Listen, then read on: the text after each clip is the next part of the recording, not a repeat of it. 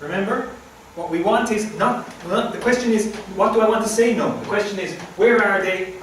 Where do I want them to be at the end of my presentation? Another way to say this is, what is their problem? What solution do I have for them? How can I fix their problem? Okay? You want to move your public from one place to another during 30 minutes. Move their thinking. Okay? How to do this? To go from A to B, you have 3 main points. Okay? Some people say 3, some people say 4 is possible, 5. Okay, 4 and 5, but I think 3 is the best. Because the number 3 is just magical for people to remember 3 things. 4 is not a great number. 5 is better than 4, but 3 is perfect. Okay? So you have 3 main points, and each main point has this structure. Not the presentation. Each main point starts general, goes to specific, and then goes general again. Yeah? And you do that 3 times. So we're constantly moving. General, specific, general, data, argument, instead of argument in the beginning, or introduction, data, information, opinion at the end, and everyone goes to sleep in there.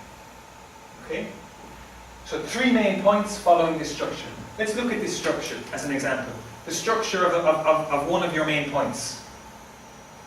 You start with a question to make people think.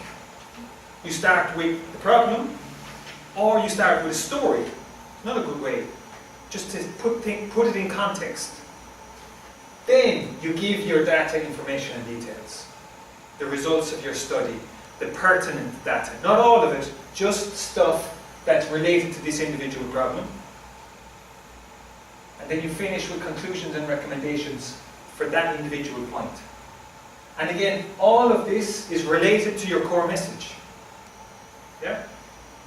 So remember, I'm not saying don't use data and information. Do, but just little, just enough to make your points. Another advantage of this structure 3 times is it's good for mixed audiences, if you're speaking to experts and non-experts. Because, why? Because the general stuff is good for the non-experts. The experts might be, well, I know that already. But then here, you zoom in on the information. That's good for the experts. And then you zoom out again at the end. So you're making everyone happy. More or less. So both sides are sleepy. Yeah.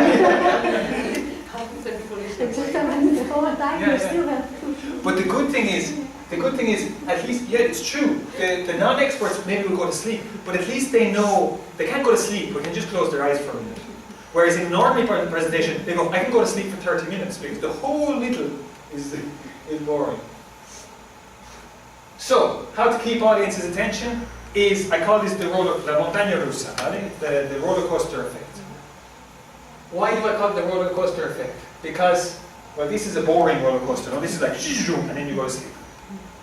Instead, you keep this. This is how you keep audience's attention.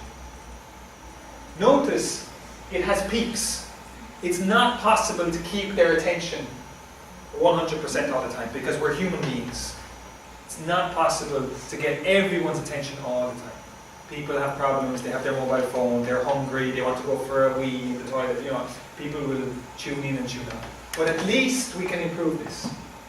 So let's look, so this is one way to do it with the 3 main points.